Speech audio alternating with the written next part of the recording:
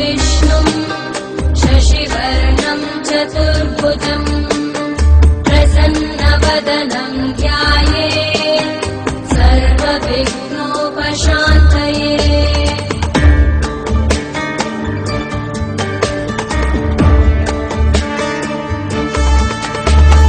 शान्ताकारं भुजगशयनं पद्मनाभं सुरेशम् विश्वाधारं गगनसदृशं मेघवर्णम्